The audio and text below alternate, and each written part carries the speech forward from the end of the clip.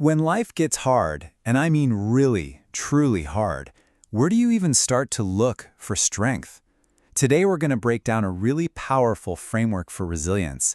It's drawn from the ancient book of Habakkuk, and it lays out a path through despair, not by, promising everything will get better, but by showing you how to find strength even if it doesn't. Our whole journey kicks off with this raw, honest cry of pain. It's an ancient question for sure, but man, it feels modern, doesn't it? That feeling of being totally surrounded by injustice, screaming for help, and just feeling like you're talking to an empty room. But here's the thing. This cry of despair isn't just a complaint. It's actually the first step in a repeatable process. We're going to unpack this whole framework, a kind of roadmap for moving from that initial gut-wrenching despair toward real strength and, believe it or not, even joy, right in the middle of the chaos. Okay, so first things first, we have to really get a handle on the prophet Habakkuk's problem.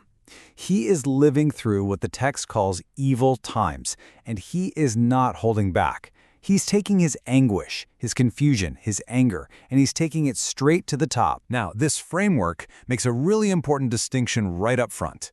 In good times, we all kind of operate with this background assumption that things are on an upward curve. But in evil times, that entire assumption just gets shattered. It's no longer about progress, it's about survival, just getting through one day at a time. And that's exactly where Habakkuk is. His complaint is really a two-headed monster. First, he looks around at his own society, and it's rotting from the inside out. Justice is a joke, the law is useless.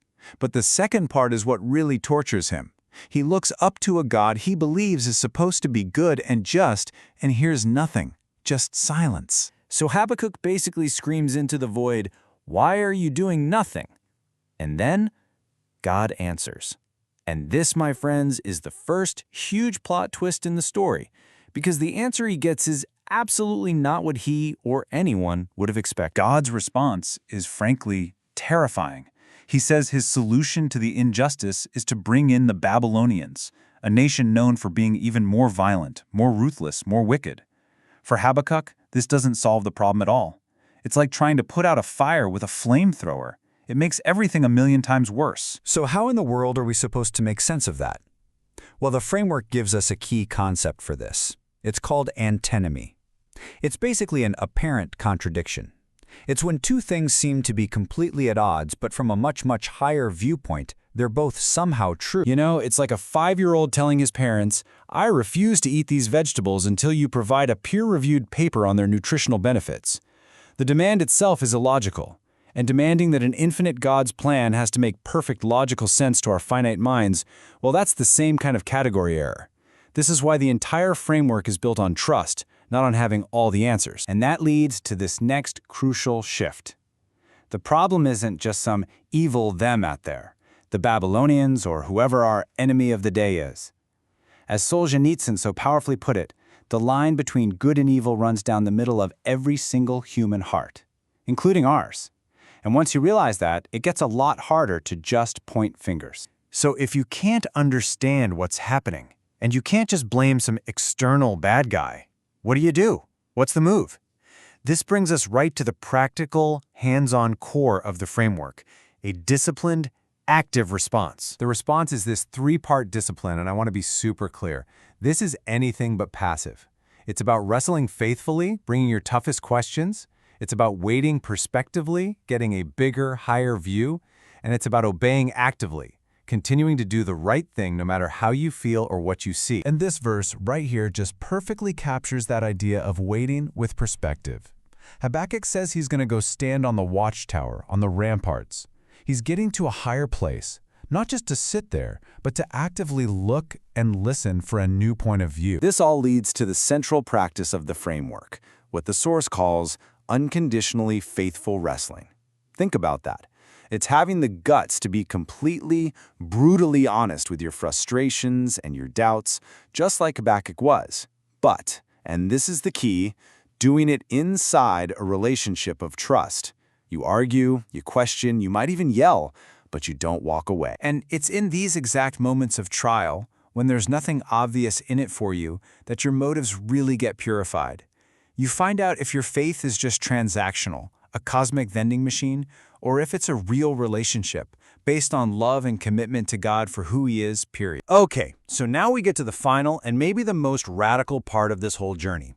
This is the part where that patient, wrestling, disciplined faith transforms into something, well, something absolutely astonishing. Profound joy. This is the climax of the whole book. Habakkuk paints a picture of complete and total catastrophe. The fig trees are barren, the vineyards are empty. This is economic and societal collapse. It's all gone. And in the face of that, he makes this insane declaration, "Yet I will rejoice." How is that even possible? The secret is understanding that there are two fundamentally different kinds of joy. There's joy from our circumstances. That's the fragile kind, the kind that disappears when things go wrong. But then there's a joy in God Himself. It's a joy that's rooted in His character, not our situation. And that kind of joy, that's the kind that sticks around, even when the fig tree is dead. And this joy isn't something you can just gin up with positive thinking or grit your teeth and force with willpower. The strength you get from good circumstances is weak. Your own willpower is better, but it'll eventually tap out. The only source strong enough to power joy in the middle of the ruins is found completely outside yourself, in its object, God my Savior. So where does this confidence come from? Well, Habakkuk looks back. He grounds his hope in God's past action, in the story of the Exodus. But the Christian framework takes that idea and points to what it sees as the ultimate Exodus. It says that in Jesus, God didn't just risk a prophet's life. He gave His own Son's life to perform the ultimate rescue.